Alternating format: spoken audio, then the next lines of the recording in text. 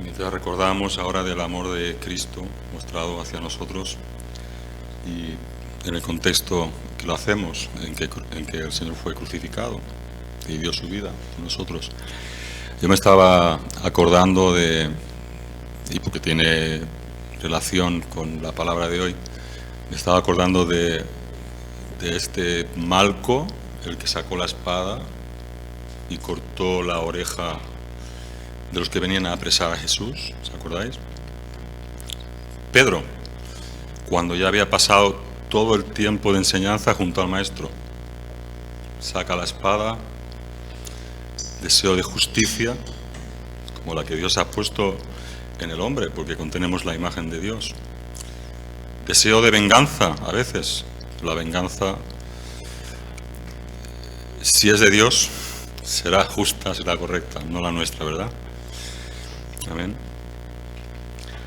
Alguien ha dicho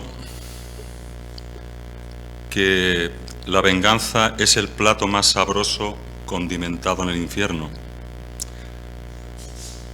Aunque se vea apetitoso, siempre acaba por indigestarse y hacernos daño. La venganza nos hace daño a nosotros.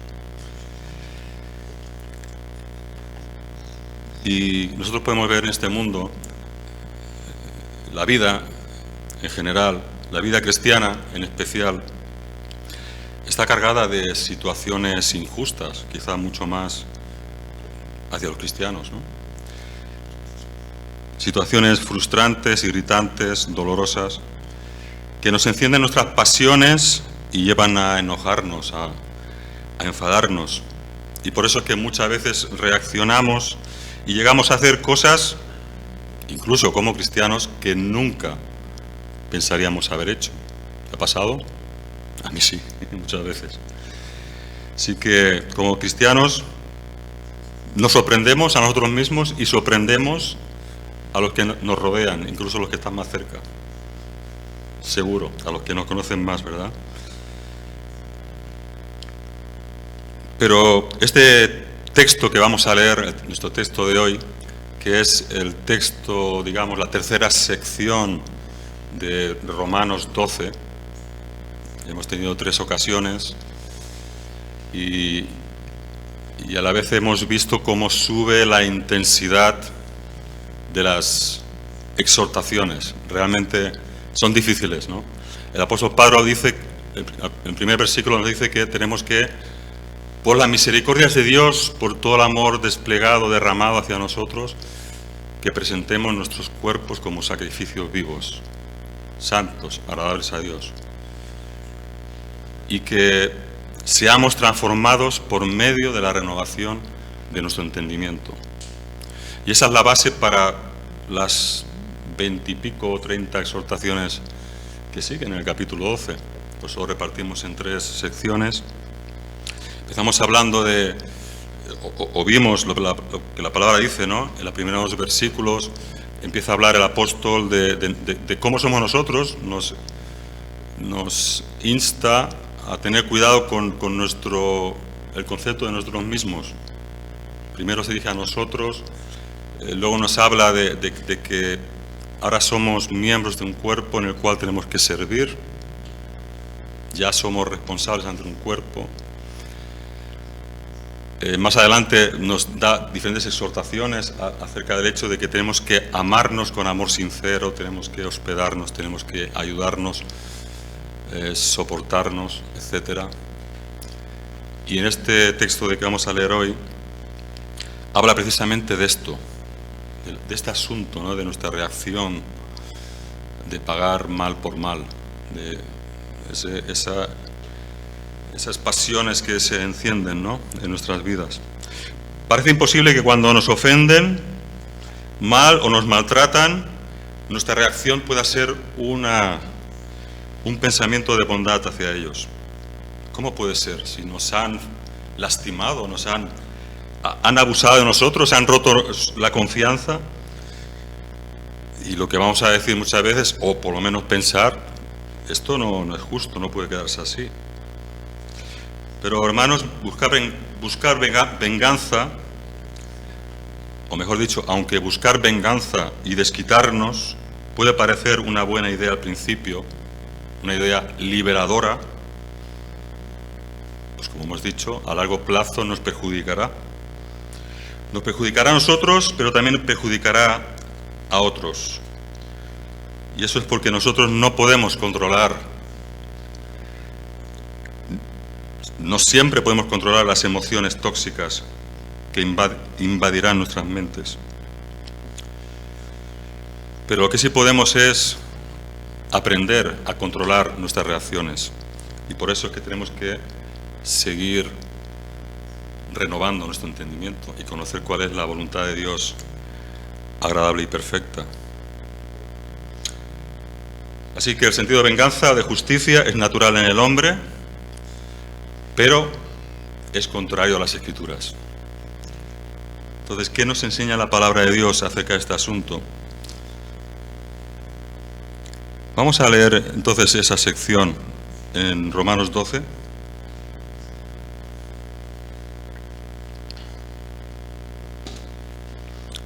Romanos 12.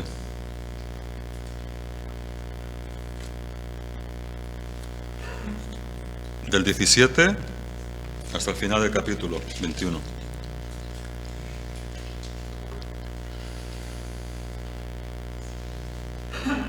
Romanos 12, 17. Dice la palabra de Dios: no paguéis a nadie mal por mal. Procurad lo bueno delante de todos los hombres. Si es posible, en cuanto dependa de vosotros, estad en paz con todos los hombres. No os venguéis vosotros mismos, amados míos, sino dejad lugar a la ira de Dios. Porque escrito está: mía es la venganza, yo pagaré, dice el Señor. Así que si tu enemigo tuviere hambre, dale de comer; si tuviere sed, dale de beber. Pues haciendo esto, ascuas de fuego amontonarás sobre su cabeza. No seas vencido de lo malo, sino vence con el bien el mal. Entonces, hermanos, ¿cómo debemos reaccionar en este mundo de maldad? Especialmente cuando somos agraviados, ¿no? Cuando se nos hace daño, voluntariamente o a veces no. Pues lo que nos dice la palabra del Señor, ahí tenemos un mensaje muy claro, es que debemos amar a nuestros enemigos. Qué frase tan conocida, ¿verdad? Y eso significa tratarles mejor de lo que merecen. Este comportamiento revela algo de la manera en que Dios ha sido misericordioso con nosotros. ¿Acaso no ha hecho Él con nosotros lo mismo? Jesús dice: orad por ellos. En el Sermón del Monte, cuando está hablando de los que vendrán para ultrajar, para perseguir, para rechazar, orad por ellos. Primera de Juan 3:13 nos dice que no nos extrañemos si el mundo nos aborrece. No es nada extraño. No os sorprendáis por el fuego de la prueba.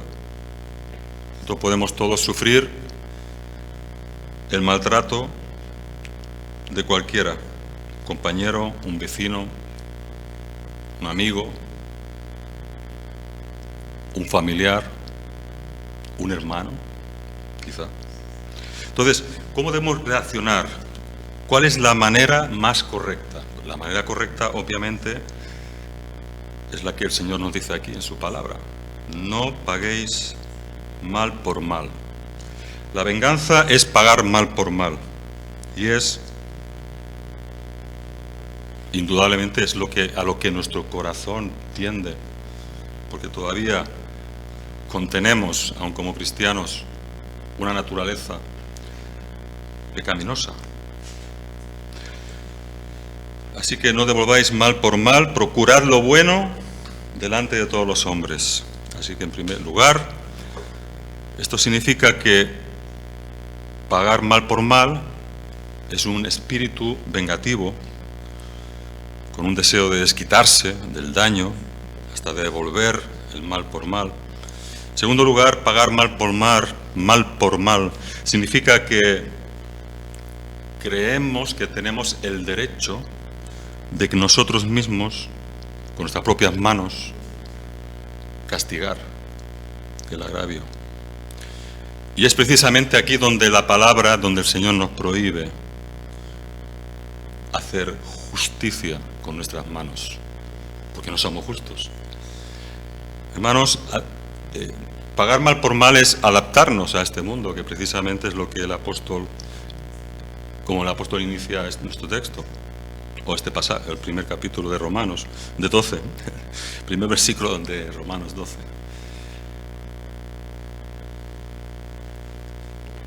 Os suena la frase ojo por ojo, diente por diente, ¿verdad? Todos la conocemos. Y muchos dirán, amén, ojo por ojo, diente por diente, ¿no? El que la haga, que la pague. Pero yo creo que esta frase ha sido mal entendida. Yo la he entendido mal. Y creo que probablemente muchos la han entendido mal. O se les ha explicado mal. Porque, hermanos, pagar ojo por devolver mal por mal, en ese sentido, ¿no? Ojo por ojo y diente por diente, eso no es algo que en ese tiempo en el que se practicaba tuviera que hacerlo cada uno por su propia cuenta. ¿Y por qué digo que yo creía antes eso? Pues porque he visto que en el Antiguo Testamento era algo dicho por Dios. Dicho por Dios, quizá todos lo sabemos, pero es que además eso era precisamente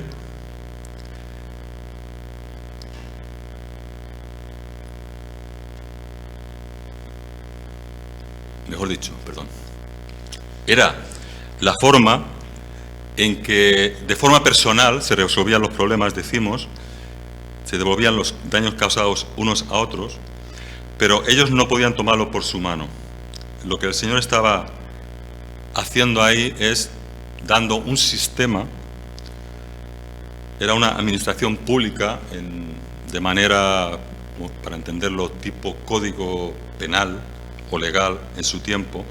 Él había hablado a Moisés para precisamente que esto fuera solamente hecho por los que estaban en autoridad, los que estaban puestos como jueces. Y el propósito obviamente era desalentar la búsqueda de la venganza personal. Por lo tanto, que no era algo que todo el mundo podía hacer. Y lo que Jesús denuncia pronto en el Nuevo Testamento a los fariseos, que ellos habían tomado esa justicia por su mano y lo enseñaban así. El propio Señor advirtió de que eso era un pecado, el pagar mal por mal. Oísteis que fue dicho ojo por ojo, pero yo os digo, cualquiera que te hiera una mejilla, ponle la otra. Al que te pida, dale. Oísteis que fue dicho, amarás a tu prójimo como a ti mismo, y aborrecerás a tu enemigo. Eso era dicho. Pero yo os digo, amad a vuestros enemigos, bendecid a los que os maldicen. Aplicación adicional que Jesús hace, porque ellos rápidamente daban el castigo a los infractores antes de dar la oportunidad para el arrepentimiento y la restauración.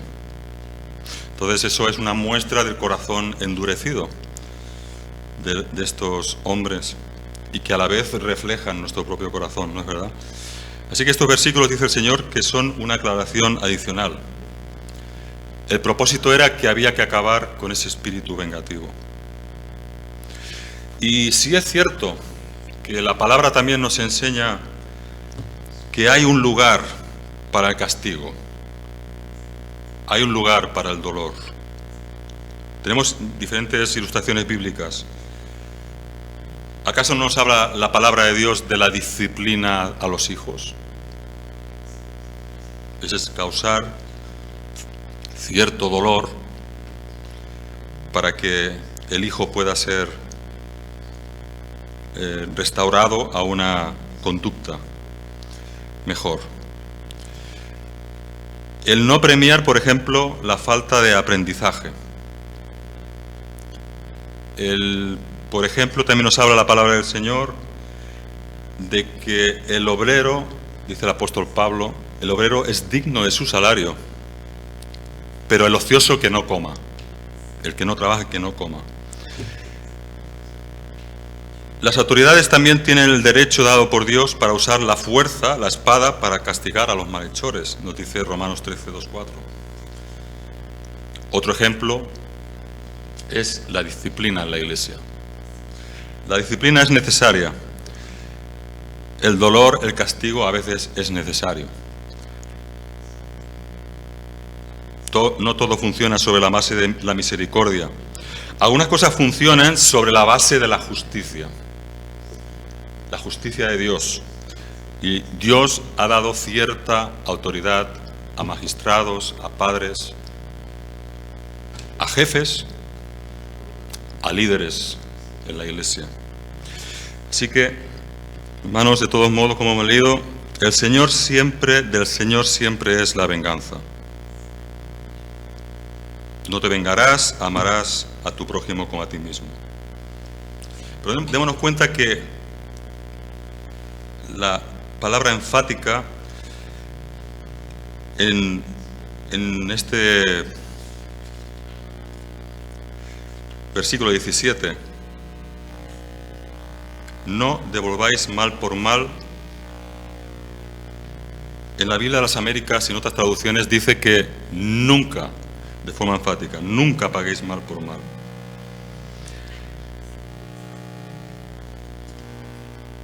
La verdad es que, como veremos más adelante, esa respuesta de pagar mal por mal nos perjudica a nosotros mismos. Y aunque no lo parezca, el obedecer, el no pagar ese mal por mal, nos beneficia. Ese es el consejo divino. Un espíritu vengativo, además, está dando la imagen contraria de lo que debe ser el carácter cristiano. Porque ¿cómo se manifestará el amor de Dios y la misericordia de Dios si nosotros respondemos mal por mal? El versículo 17 nos dice que además nosotros tenemos que procurar, la segunda parte del versículo 17b, que además tenemos que procurar lo bueno delante de todos los hombres. Además de ser beneficioso y saludable para nosotros mismos, esta acción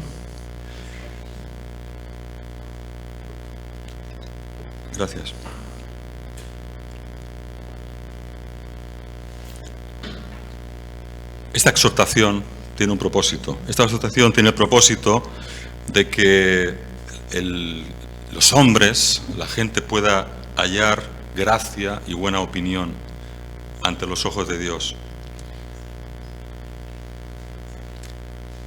Y que no seamos ningún tropiezo, porque a veces impedimos, por nuestra reacción, que los inconversos pueden llegar a conocer realmente cuál es el amor de Dios, cuál es el Evangelio. Por eso es que Dios nos da buenas razones en su palabra, porque Él conoce a la perfección cómo somos. Y sabéis, Dios ha dado a los hombres, a todos los hombres, una conciencia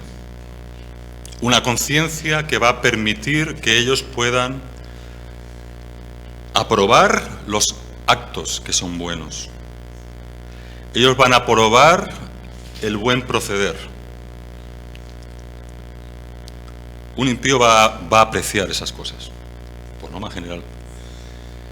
Y por eso Dios ha dado una conciencia que Él con su Espíritu va a usar.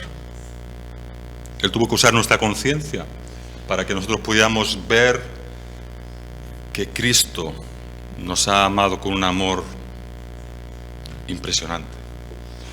Y eso, nuestra conciencia nos mostró nuestro pecado. El Espíritu Santo usó nuestra conciencia para mostrarnos nuestro pecado. Dice Romanos 2, no lo busquéis, 14 y 15, que cuando los gentiles que no tienen ley hacen por naturaleza lo que es de la ley, porque hacen lo bueno, la gente busca hacer lo bueno, dice, aunque no tengan ley, son para sí mismos ley, mostrando la obra de la ley que está escrita en sus corazones, dando testimonio, ¿qué? Su conciencia, y acusándole sus razonamientos. La conciencia nos ayuda a ver el pecado en nosotros. Cuando nosotros hacemos el bien, nosotros mostramos el amor de Cristo, la gente va a ver. En 1 Pedro 3:16 también dice que, y ese es en un contexto donde dice el apóstol que los cristianos van a ser afrentados igualmente, injustamente. Le está diciendo, vosotros estáis sufriendo persecución, estáis siendo vituperados, estáis pasando pruebas fuertes. Pero dice, pero hermanos, bienaventurados sois de todas formas. Que seáis compasivos, misericordiosos, que además con mansedumbre deis razón de la esperanza que está en vosotros, teniendo vosotros mismos una buena conciencia, para que lo que murmuran de vosotros, como de malhechores, sean avergonzados los que calumnian vuestra buena conducta en Cristo. Yo no sé si os habéis encontrado alguna vez con eso, pero eso es bastante común. Muchas veces murmuran de nosotros, sin ninguna duda. De los cristianos, seguro.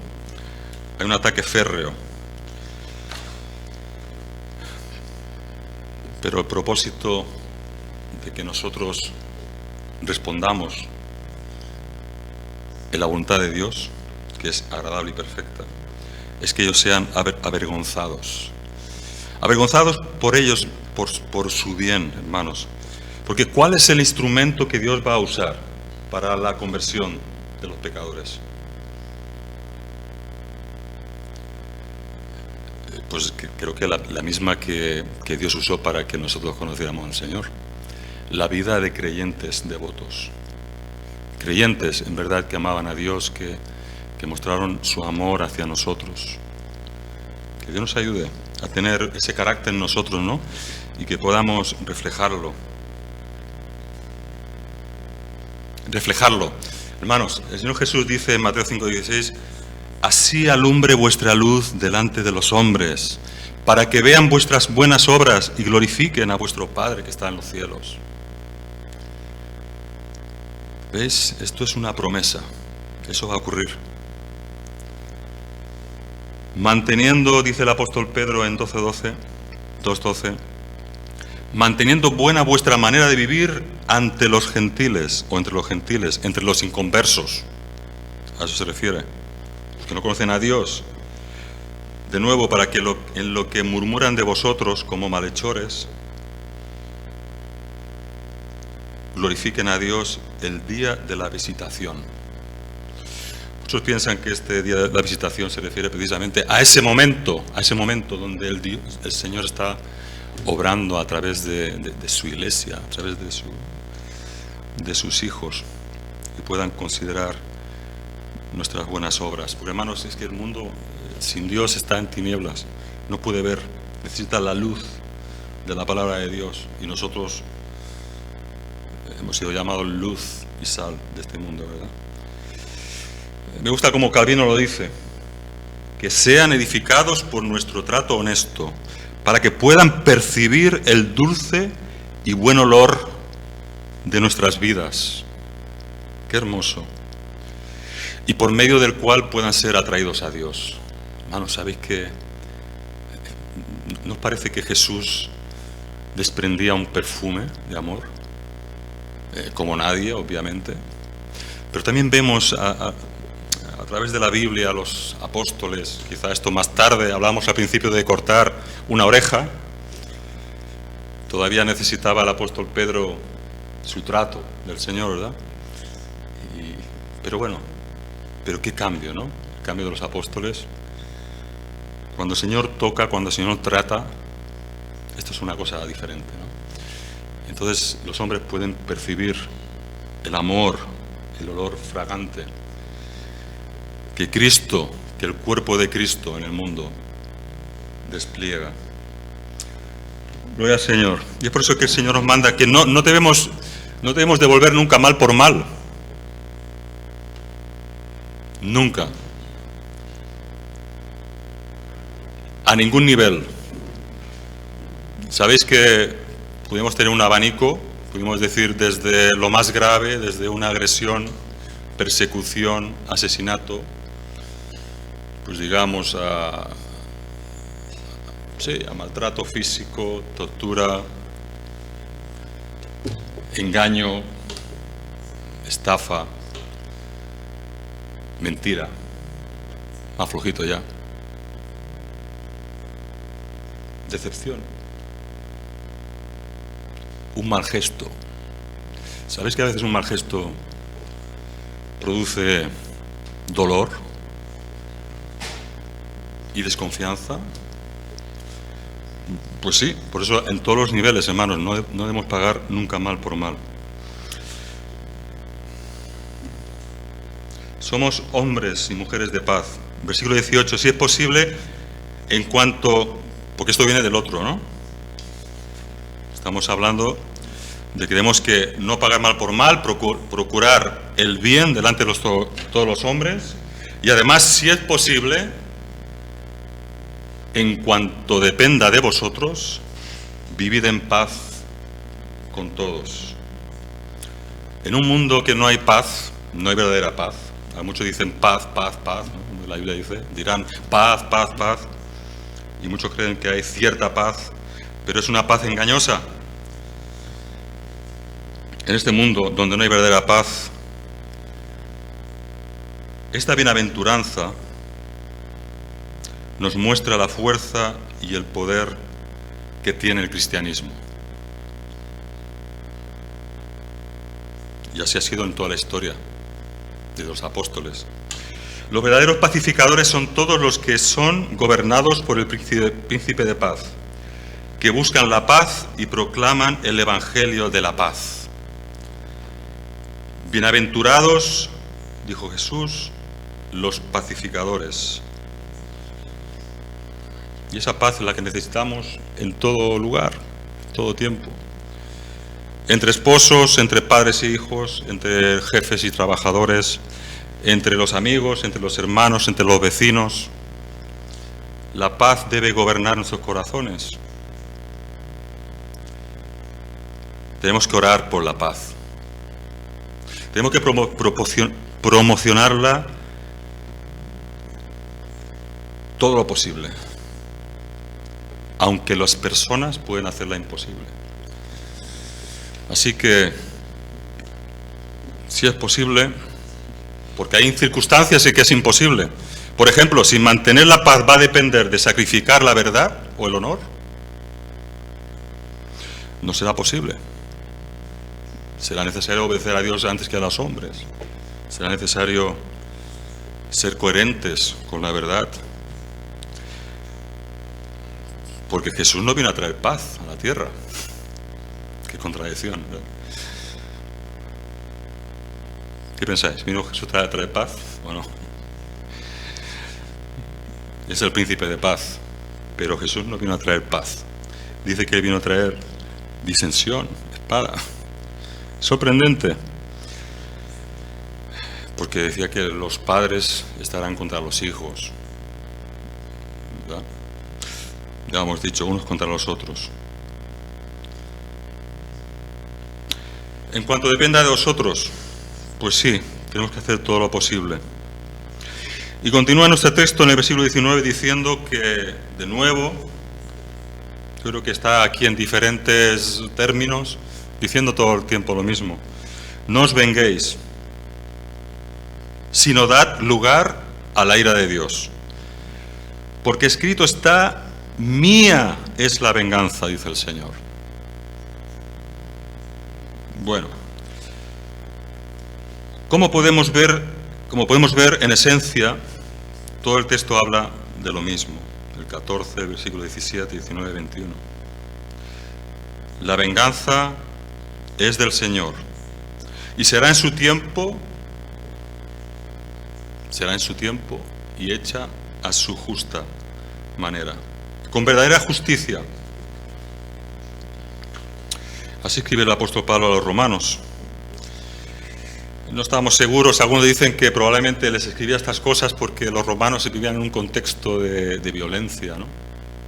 Sí que es verdad que hubo un tiempo donde ellos, bueno, de ahí viene nuestro derecho romano, ¿no? Donde empezaron a poner orden en la vida social y tal. Pero creo que esto era un contexto donde había violencia, y la violencia y la venganza estaba al día, ¿no? Era un contexto así, y la venganza era muy presente. Pero otra razón, hermanos, que muchos dicen, y probablemente vamos a estar de acuerdo, de por qué Pablo escribió estas palabras, interesante, ¿no? Porque es el único lugar donde él dice amados. En todas sus epístolas, el apóstol no dice amados, amados.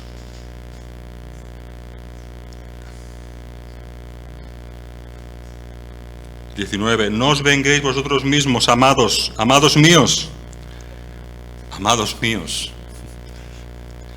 porque si no dejad lugar a la ira de Dios, porque escrito está, mía es la venganza, yo pagaré. La razón es que el apóstol Pablo había sido muy bendecido, él había sido un perseguidor, él quería venganza, sí, en nombre de Dios, claro que sí. Y él sabía y lo dice, ¿no? Yo lo hago en ignorancia, porque amaba a Dios. Es verdad, él amaba a Dios. Pero él no conocía a Dios todavía. Así que fue muy bendecido, porque Dios tuvo misericordia de él. Porque Dios le mostró bien por mal, persiguiendo a su iglesia. ¿Por qué me persigues, Saulo? Respuesta, toda la bendición de Dios sobre su vida. Especialmente desde su conversión, y lo que ahora refleja el apóstol es un carácter sensible, amoroso. Hablamos del perfume. Un hombre con un corazón solidario y perdonador, porque él experimentó el perdón y el amor que él mismo había recibido de Cristo. Hermanos, la venganza nos mantiene centrados en el maltrato, en el agravio, en el gesto que nos han hecho. Tenemos que perdonar. Y eso nos impide seguir adelante. Eso nos impide cambiar la dirección de nuestra vida. Eso nos impide seguir creciendo, seguir madurando. La venganza pertenece al Señor, quien la da justamente. Y por eso es que hay que dejarle a Él, que sea Él el que pague. ¿Pensáis que Dios no va a hacer justo juicio?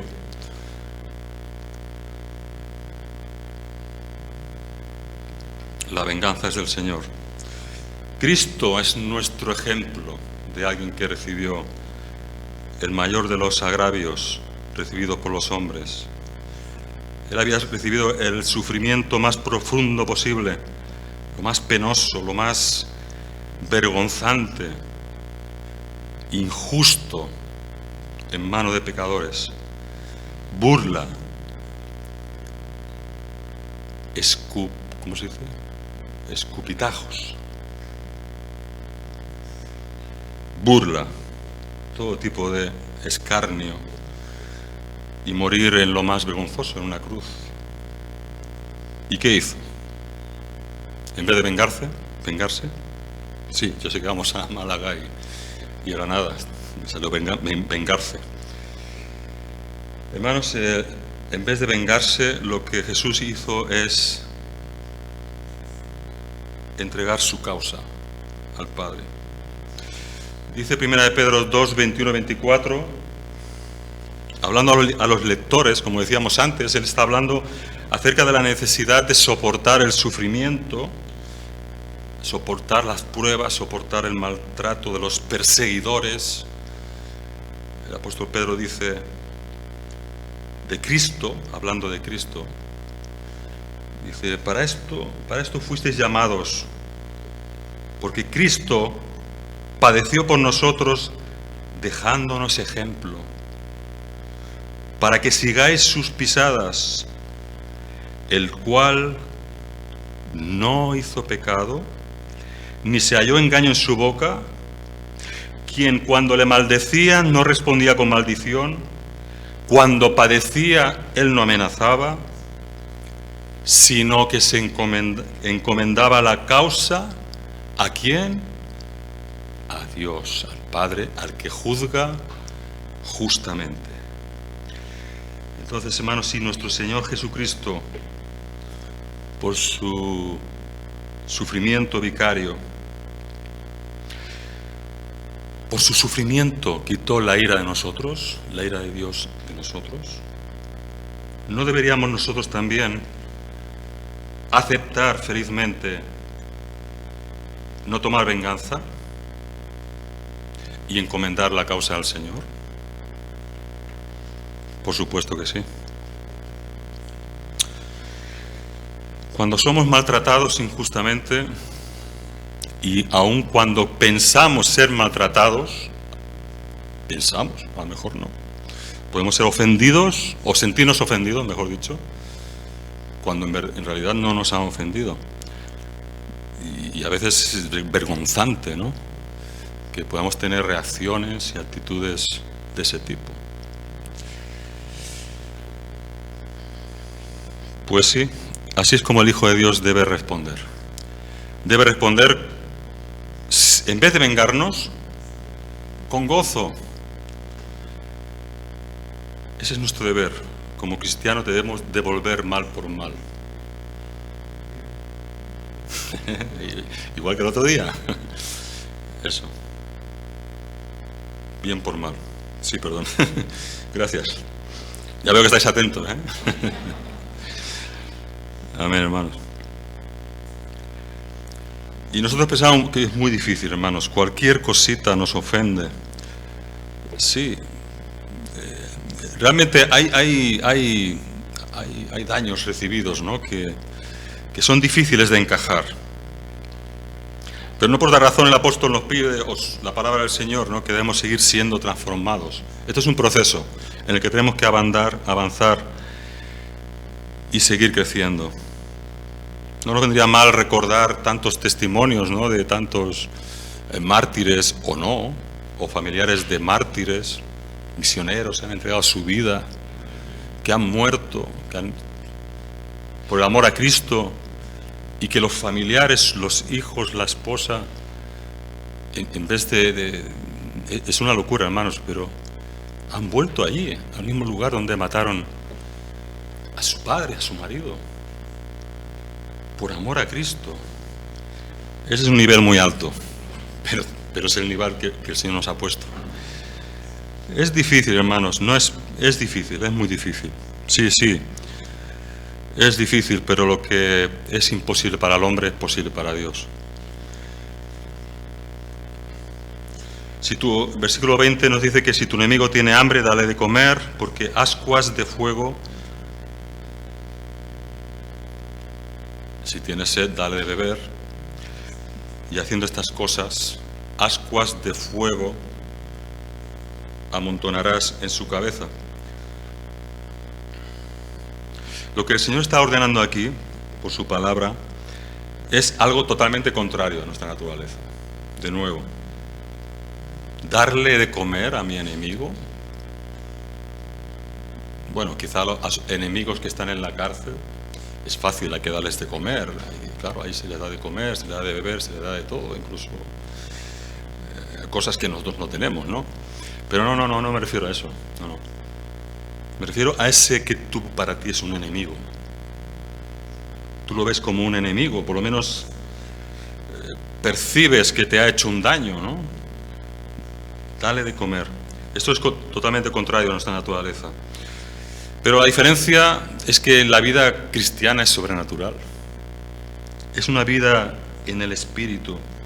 Dios ha implementado los recursos de su gracia para que nosotros podamos llegar, en todo caso, si no llegamos, pero llegar a responder como Jesús. Entonces mi forma debe ser siempre, tu forma debe ser, Cristo por su gracia recordar. Recordar que Cristo por su gracia me salvó cuando yo era tan pecador como los demás. Y a veces, bueno, podemos identificar un agravio, un hecho, pues que quizá no sea nada comparado con lo que nosotros hemos hecho, ¿no es verdad?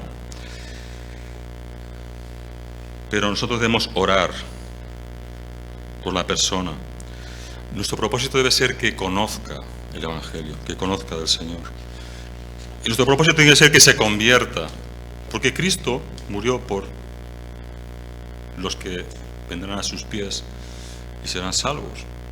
Y les serán perdonados todos los pecados. Cuando yo sirvo o muestro amor de vuelta a mi enemigo, a ese que me daña o que me ofende, lo que yo estoy haciendo es que se sienta avergonzado. Y no sé si lo habéis experimentado alguna vez. Probadlo. Si lo habéis hecho, felicitaciones. Pero hermanos, eso debe ser, esto es la vida normal. Lo que estoy haciendo es que se va a sentir avergonzado. Al final esto significa acumular ascuas de fuego en su cabeza, porque estoy dándole, a pesar de su conducta, y quizá venga arrepentimiento. Eso es el significado de las ascuas de fuego. La interpretación más ampliamente aceptada es que eso, que las ascuas, y han habido diferentes opciones, posibilidades, pero todo el mundo está de acuerdo en esto, que tiene que ver con ello, ¿no? Con las ardientes punzadas de vergüenza y de contrición, de tristeza que resultan al final cuando tú, habiendo hecho un daño a otro, recibes bondad inesperada. ¿Cuál es el efecto? El enemigo se queda desarmado. Si devuelves mal por mal, ya perdiste la batalla. Y estamos llamados a tener victoria, ¿verdad? Continúa nuestro pasaje en el 21, no seas vencido por el mal, por lo malo, sino vence con el bien el mal. Así que decimos que si el mal nos vence, el enemigo nos vence. Y entonces no vamos bien. Sin embargo, vencer con el bien el mal significa que tú sigues avanzando en la fe.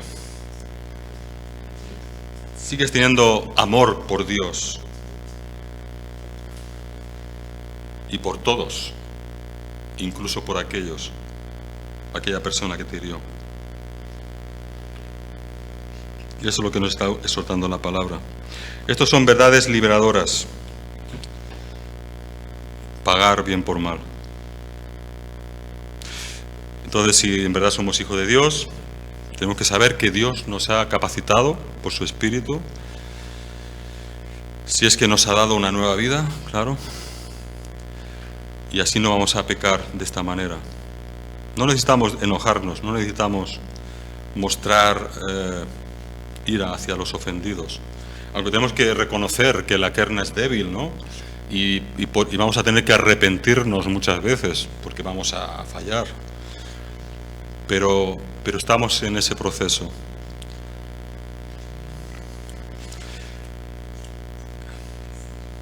Tenemos que pensar, hermanos, que nadie puede pecar más contra ti de lo que tú has pecado contra Dios. Voy a repetirlo. Escucha, no hay nadie que pueda pecar más contra ti de lo que tú has pecado contra Dios. Sin embargo, Él decidió amarnos y tener misericordia de nosotros, cuando también éramos sus enemigos, y entregó a su Hijo. Entonces, ¿habrá realmente algo que nosotros no podamos perdonar?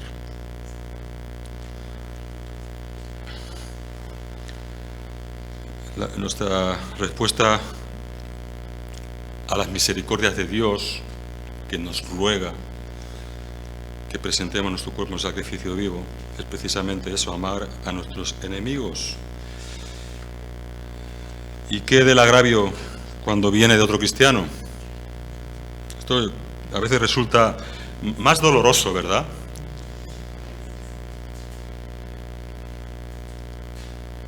Nosotros pasamos mucho tiempo juntos y nos conocemos mucho. Llevamos años y estamos aprendiendo, ¿verdad? También a soportarnos porque somos diferentes. Pero a veces nos podemos hacer daño, quizá inconscientemente o no, pero estamos aprendiendo a soportarnos y a pedir perdón y a ser felices al ver el resultado, ¿no?, del amor entre nosotros. Pero sí, el agravio entre cristianos es mucho más doloroso. Pero hermanos, tenemos que descansar en el hecho de que ya todos sus pecados han sido pagados por Cristo. Cuidadito. Quizá para los impíos pues, vendrá un castigo todavía, juicio. Pero nuestro hermano no. Como nosotros. Dios ya ha pagado en Cristo. Ya han sido vengados todos sus pecados. Tú no puedes vengarlo. Entonces, ¿creemos o no que ya han sido satisfechos en Cristo? Bueno, acabando ya, yo siempre me alargo, perdonad.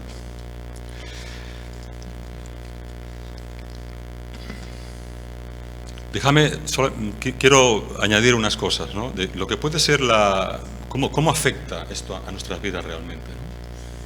Tiene un efecto. Cuando nosotros no perdonamos, cuando nosotros no amamos a nuestro prójimo, cuando tenemos una respuesta vengativa,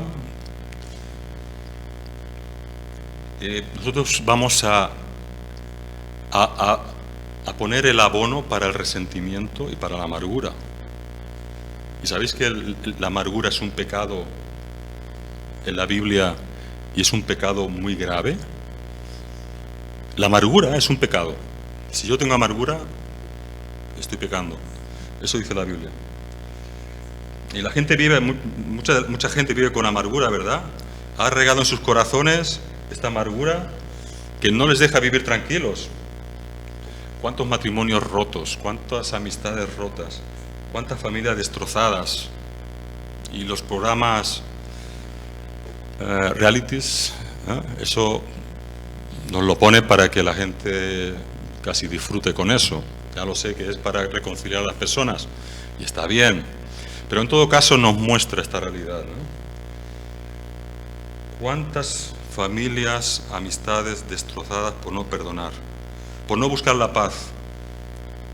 ¿Cuántos pleitos entre hermanos en las iglesias? ¿Cuántas divisiones? ¿Cuántos corazones lastimados? Y todo por dar rienda suelta a la amargura, ¿verdad? Es un pecado grave. Esa es la razón de este pecado emocional. Cuando damos nosotros rienda suelta a la amargura o al resentimiento es porque queremos que el otro se entere de lo que nos ha hecho y que él mismo experimente el daño o peor. En ese momento estamos, si somos cristianos, andando con incredulidad. No estamos creyendo a Dios que Él hará justicia como ha prometido. No estamos deseando que esa persona sea perdonada. Y hermanos, escucha, un cristiano que está dominado por la falta de perdón no está dando muerte a ese pecado de devolver mal por mal. no entiende el Evangelio. Y probablemente nos podamos cuestionar en el tiempo si realmente ha sido salvo.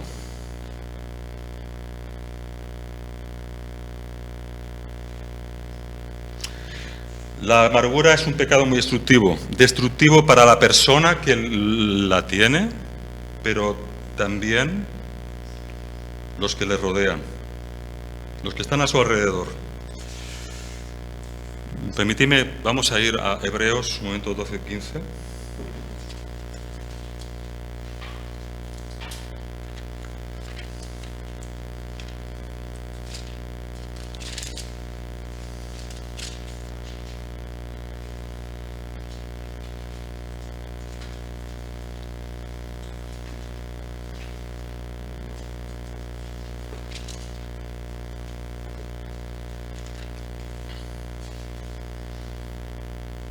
Voy a leer desde el 13.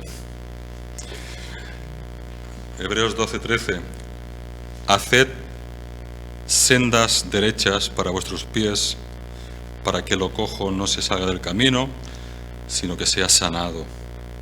Seguid la paz con todos y la santidad, sin la cual nadie verá al Señor. Mirad bien, no sea que alguno deje de alcanzar la gloria de Dios. ¿Cómo dejamos de alcanzar la gloria de Dios? Pues brotando alguna raíz de amargura, la cual os estorbe y por ella muchos sean contaminados. La amargura es un pecado grave.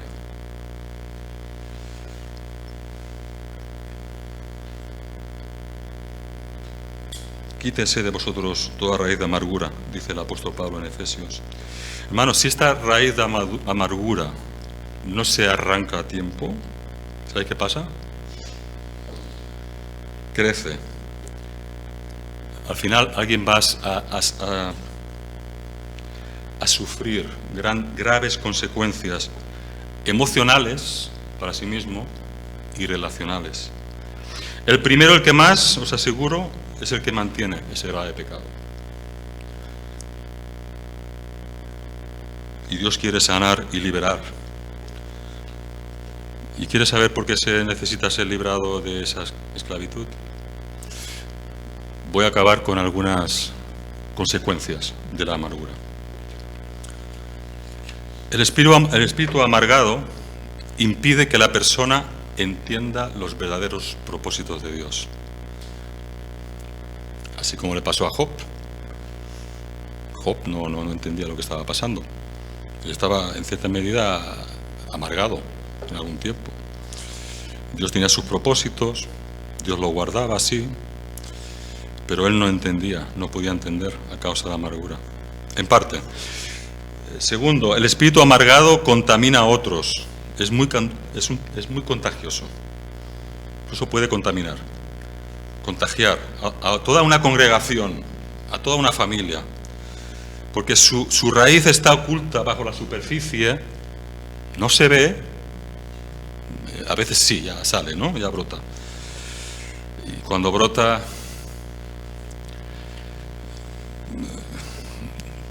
habrá que ir a cortar la raíz, ¿no?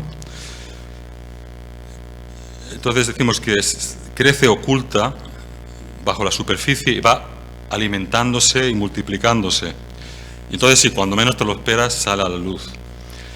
Tercero, el espíritu de amargura hace que la persona pierda la perspectiva de la realidad de la presencia de Dios.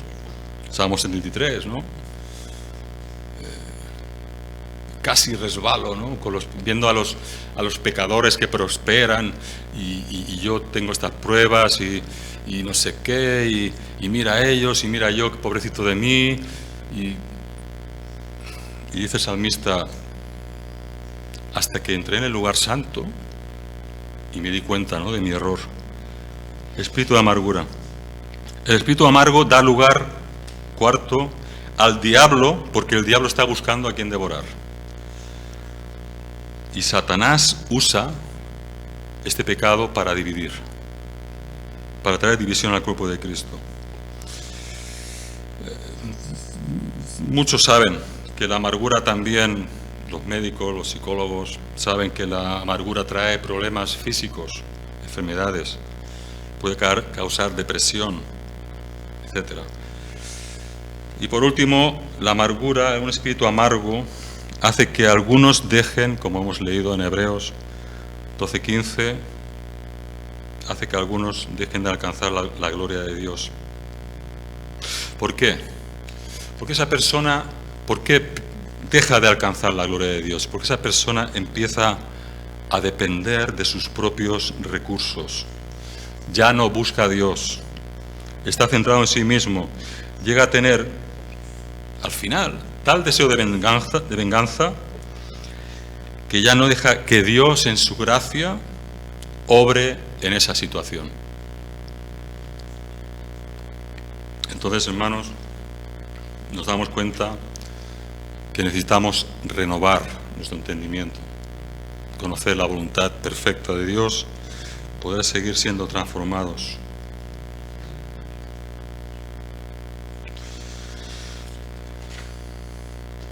Hermanos, sí, esto es difícil. El amor cristiano, yo titulé Amor cristiano sin límite. Es casi inalcanzable, pero ahí vamos. Es imposible si no somos transformados por su Espíritu. Pero Dios nos ha ordenado a tener misericordia.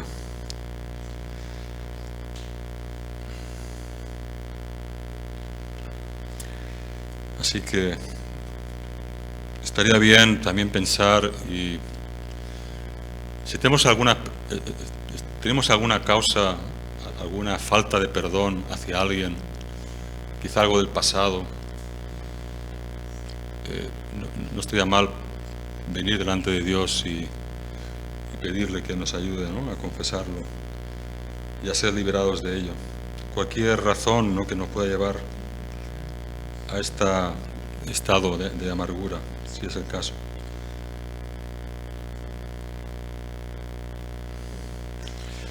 Sabiendo eso, ninguna causa al final quedará sin castigo, porque la ira de Dios pagará cada mal, ya sea para sufrimiento de los que